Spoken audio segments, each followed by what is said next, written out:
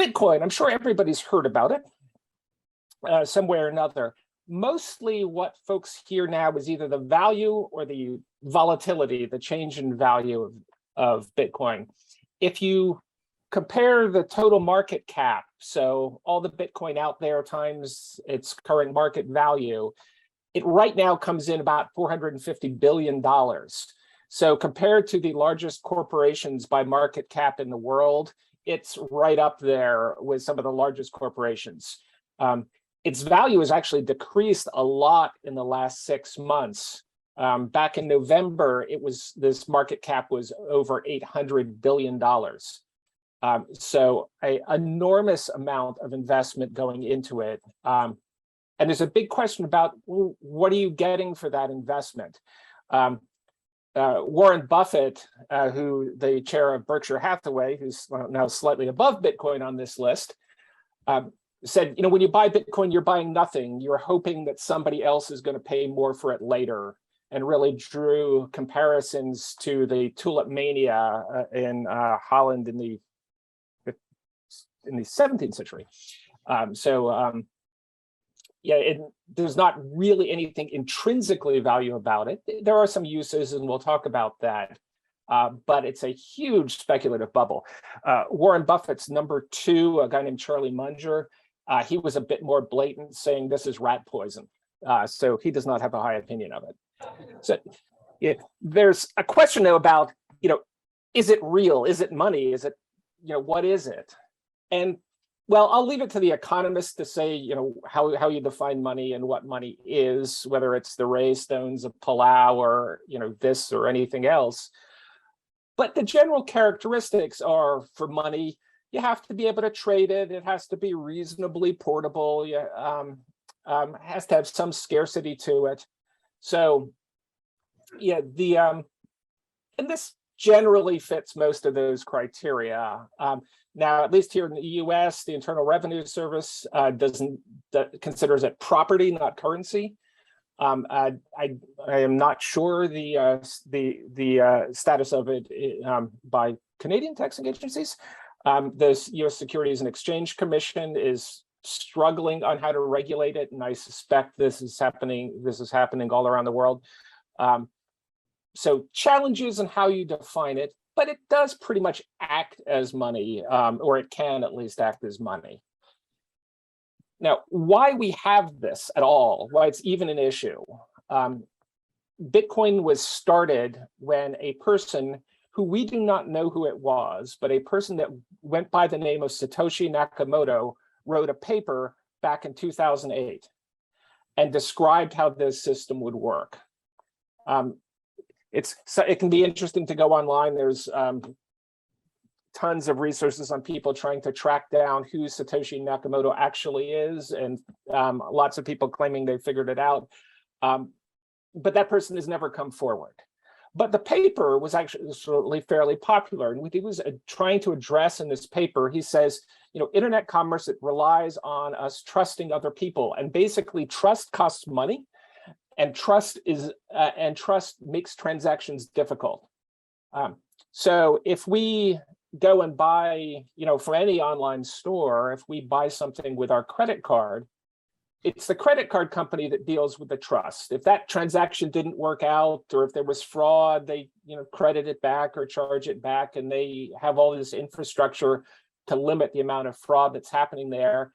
And to do all of that, they charge us a percentage, and a fairly high percentage really for what they do. They're very profitable companies, but that makes it difficult to do, especially small internet transactions. $100, $1,000, that's easy enough. But these micro transactions, it's not worth this trust overhead to do. It's also not very easy to be anonymous. With cash, you can walk in, buy something with cash. There's no record of it. Particularly in places where, perhaps the government wants to, be careful, like who's reading what, who's subscribing to what magazine, or who's paying dues to what organization. The inability to be anonymous can create some difficulties. So Satoshi's idea was you could take all of this and you could solve all of these problems with math, with cryptographic proof. So this is not going to be the math talk, but there is one little piece that you have to understand how Bitcoin works, and that's this concept of a thing called hashing. So what a hash is you can take a block of data, which could be anything that you can store in a computer, and you can run it through a special function called a hash, and you get a fingerprint of that data. What it is basically just a number. So what I did for this number here that you see on the screen is I downloaded an entire copy of War and Peace by Tolstoy, ran it through the hash, and I got this number. What you see here is it's got letters in it as well as digits. It's what they call base 16 or hexadecimal. But if I stretched it out into the base 10 that everybody's used to, it's a very, very large number. But it's just a number. Now, if I went back to that copy of War and Peace and changed one period to a comma or added 2 spaces after a sentence instead of 1, or any change at all, that number, that fingerprint, would be completely different. So what we've got here is an ability to take data and say, this data is, this is how, what this data is. And if anybody changes it in any way, it's immediately obvious. You just run it to a hash and your number is different. Now, that can be kind of useful for accounting. Without this sort of technology, somebody, if you kept your account books, for example, on paper, somebody could go back, get the book from, maybe 5 years ago or 10 years ago or some time ago, and maybe they would change in that book that instead of paying $100, they paid $1,000, and they should really have a credit. That would be kind of difficult to track in many cases. I mean, maybe your balances wouldn't add up, but it would be very hard to tell why, and it would even be very hard to tell where that change took place. So especially if you had your ledgers shared on the internet where anybody could get to them, it would be very, very difficult to make sure you had the correct data. But this hashing technology gives us a way to fingerprint that data and say, I know what this is, and effectively nobody can change it. We take this one step further into a thing they call the blockchain, and it's still just hashing and fingerprinting. But what we do is we take a block of data, we hash it and put that fingerprint on it, and then whatever that number is, that starts the next block of data. And then we fill that ledger up, and then we hash it and fingerprint it, and that starts the next block of data. So what we have here is a situation where if somebody went back and wanted to cook the books and change the ledger, change their payment from $100 to $1,000, months, weeks, years ago, whatever, if they changed it, well, the chain would break. You would instantly be able to say, this block changed, somebody went in and edited it, this isn't right anymore. The only way they could hide, the only way they could do this, be sneaky about it, is not editing just that block with a transaction they wanted to change. They would have to change that and then every single block after that. It makes it very, very difficult to do. And it's a very good way to secure data and a very useful way to secure data. The trick to that is we have to come up with a good way to create new blocks. Now, there's no Bitcoin incorporated anywhere. There's no central Bitcoin authority, Microsoft or Amazon or Google, they're not in charge of it. There's no government that sanctions Bitcoin. That would make it easy. Banks can, issue credit cards and governments can issue currency and do all of this, but this has none of that. So what they need to do to make this system work is you need a way to create new blocks. And it has to be a way that everybody can agree on. Everybody can agree to follow the rules. And it's obvious when people don't follow the rules, but it also has to be slow or a little bit slow, because this is the blockchain. This is just a data ledger that can be used for anything. But part of the way to pay for this is when you create a new block, you create new Bitcoin. And that is how new Bitcoin comes into the world. That's how we effectively pay people for putting in the resources to make this blockchain work.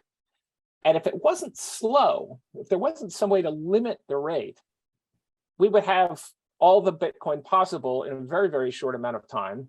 And it would be effectively like runaway inflation, and it wouldn't have any value. It couldn't have any value. So they needed to come up with a mechanism. Now, there's lots of ways that you could make systems that work. Satoshi Nakamoto, or whoever Satoshi is, picked one way called the proof of work. It's not efficient. I like to say it's wasteful by design. And that creates a big problem for Bitcoin when it comes to energy use and when it comes to the environmental impact. He didn't have to pick that way. It was maybe in some cases the easiest way, but that's what's creating the Bitcoin problem right now, is this idea of this wasteful by design proof of work. So these hashes, this hash that you see on the screen, this particular number is, this was one of the last, I just saw a block that was validated yesterday. So this is actually a real number, real hash, a real fingerprint of a data block. And what's in a block in the Bitcoin's blockchain, each block has some header information. It has this hash, this fingerprint from the prior block, and it has all the transactions about who's trading Bitcoin with whom. The first transaction is giving Bitcoin to the person that created the block, but then everybody else, it's just transactions who's trading back and forth. Now, this block, this hash here, starts with 19 zeros. So this is the difficulty. This is the mechanism for slowing down block creation. To mine a new block, what it means is you've got to assemble a block. You've got to take transaction data, this header information, some other things thrown in there, a thing called a nonce, which is just a random number, basically, all thrown together. So when you fingerprint them and hash them, you get a low enough number.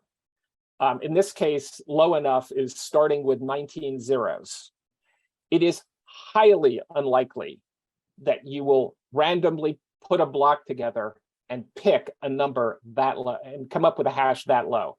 I looked up, and the chance of winning the Lotto Max is about 1 in 33 million.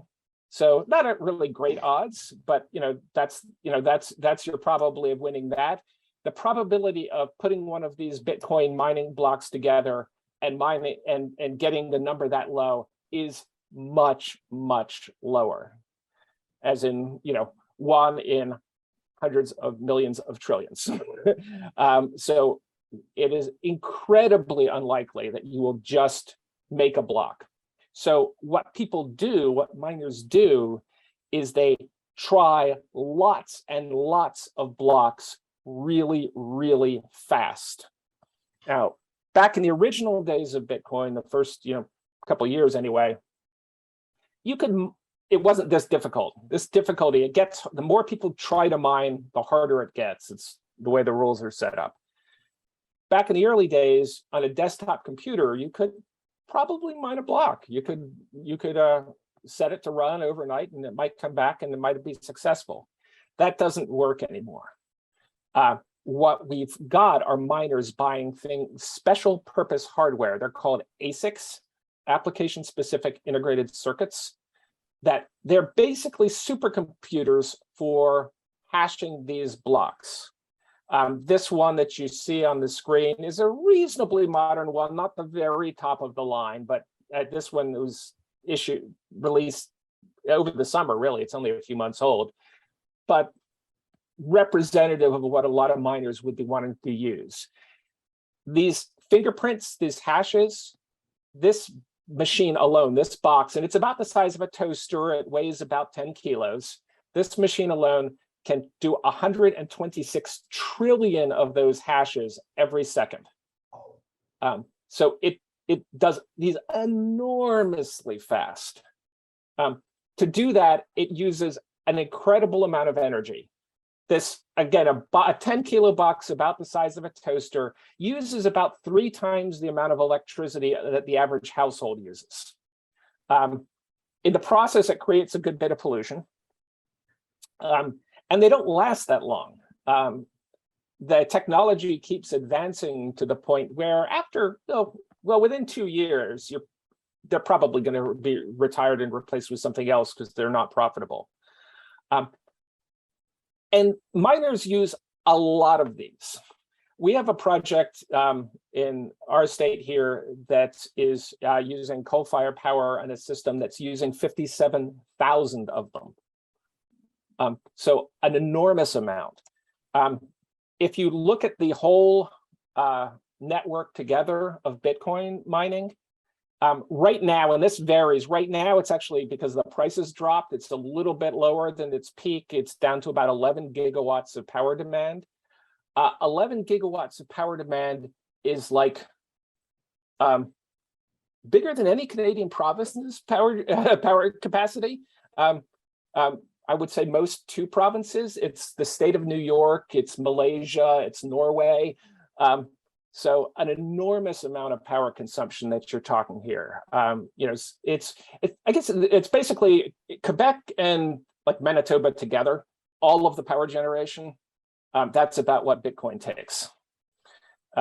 So enormous amount. And again, this is just because when Satoshi Nakamoto came up with this system, he came up with something that the proof of work, the key element was guessing a random number that's very, very hard to guess, basically.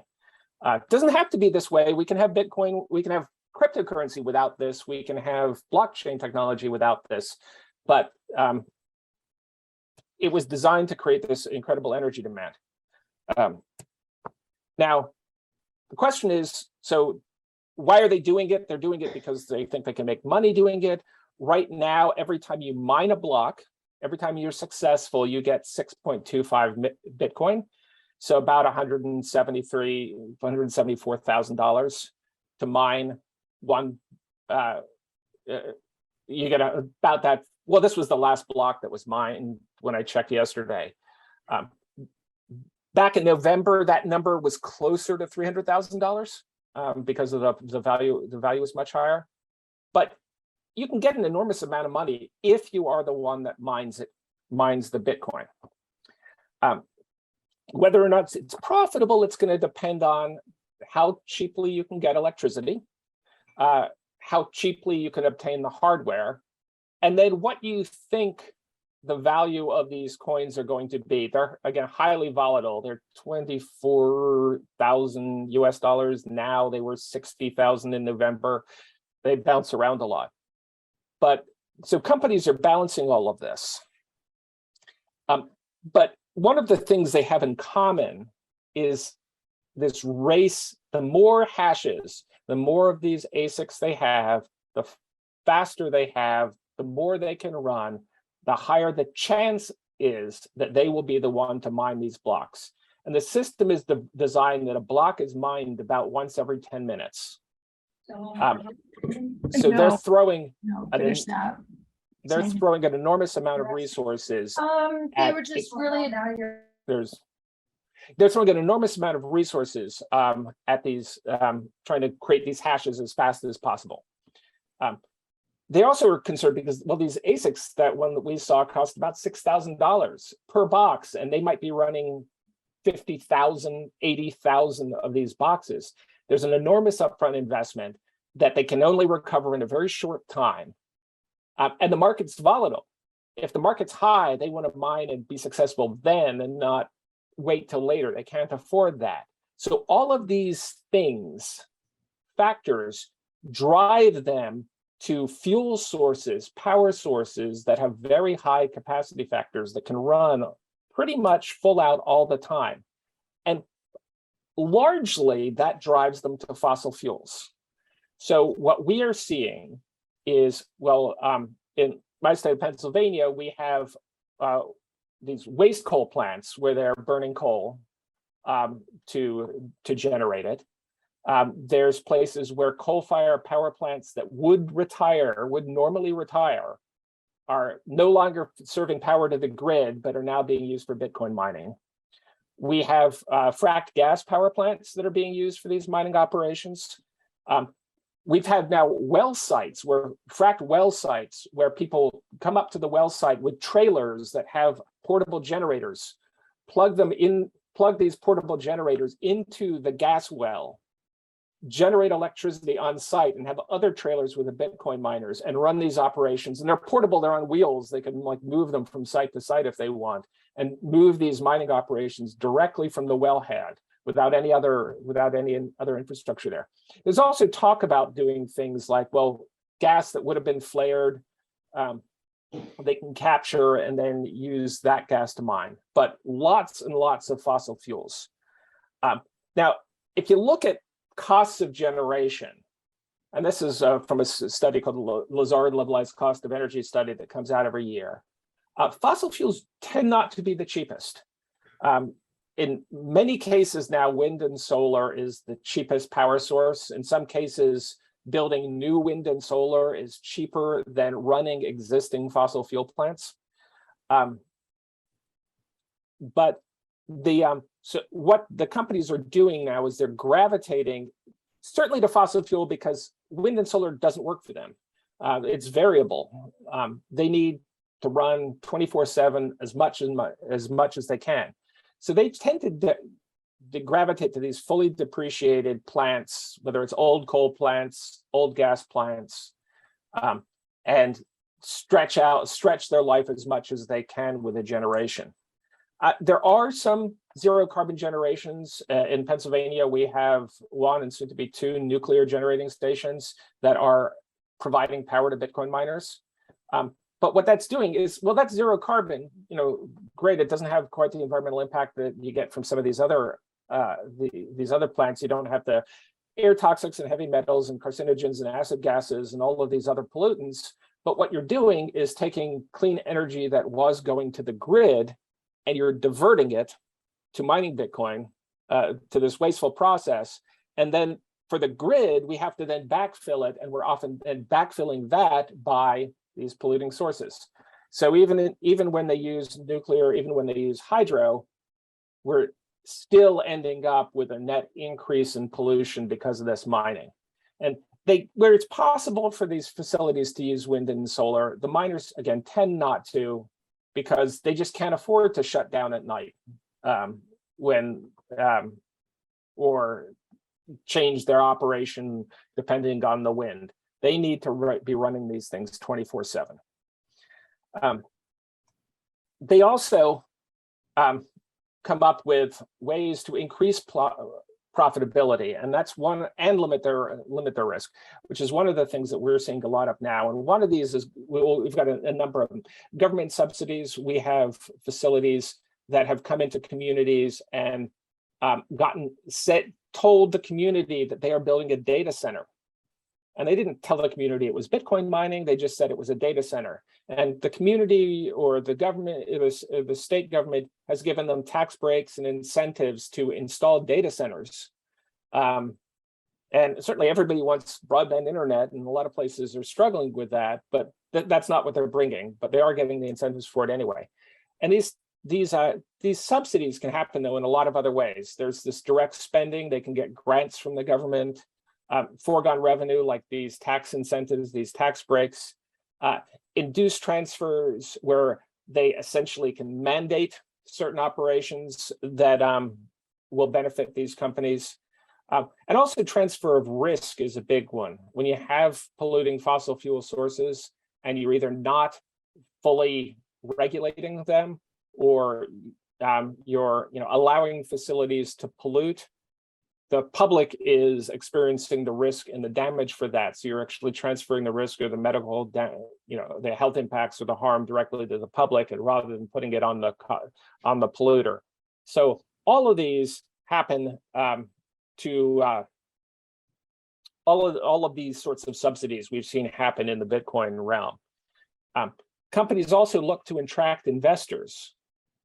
One of our local Bitcoin mining companies went public on the stock market and got about $126 million from their initial public offering, claiming that they would be very, very profitable. And in part of their claims, part of what they told their investors in their initial perspective is that the subsidies that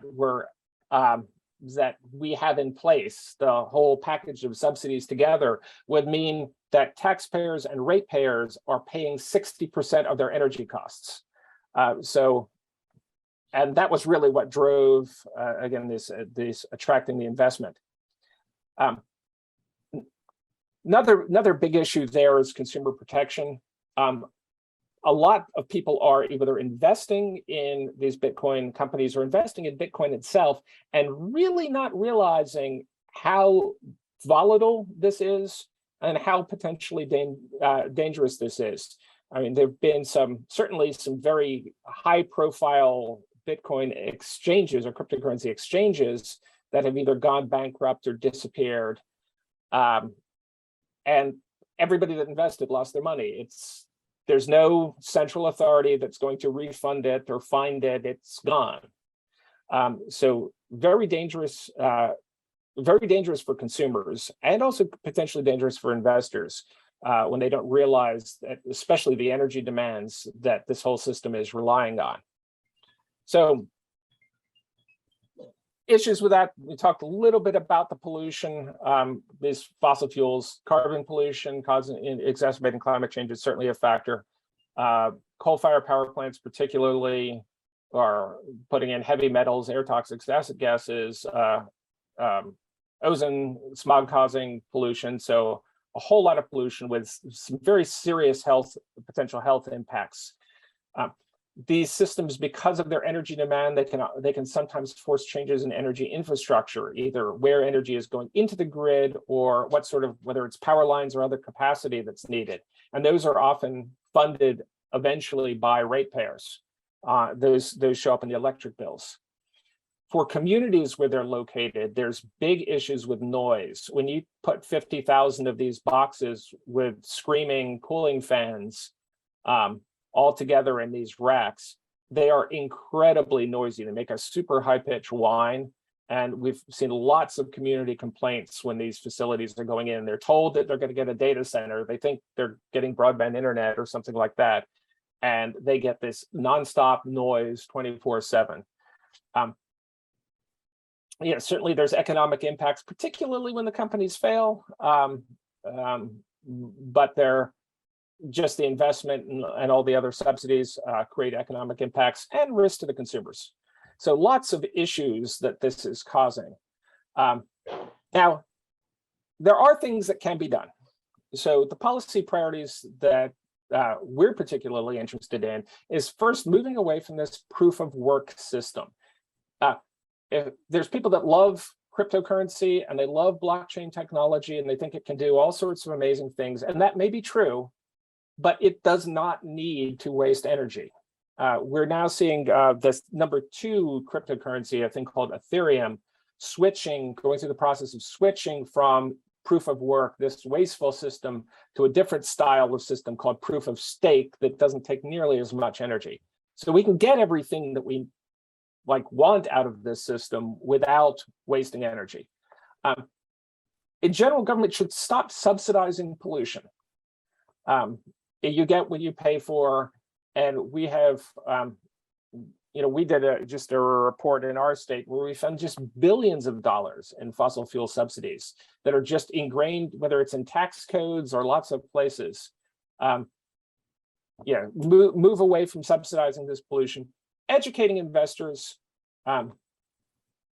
The fact that Bitcoin now is a 400 and some odd billion dollar market cap, that is not people at home on their computer deciding to put $100 in, or $1,000 in or something like that. We're seeing institutional investment, retirement plans, things like that, large funds that are starting to put money into this with the hopes that somebody else is going to come in and pay more and profit. Educating investors about the risk of this would certainly help to limit the speculative bubble. Certainly educating policy members about how these facilities come into the communities, what they're telling consumers they're going to get versus what they deliver. Not a whole lot of jobs in one of these facilities, a lot of economic downside. And then educating the public to be aware that when somebody comes into a community and says, this is what we're doing, ask the right questions,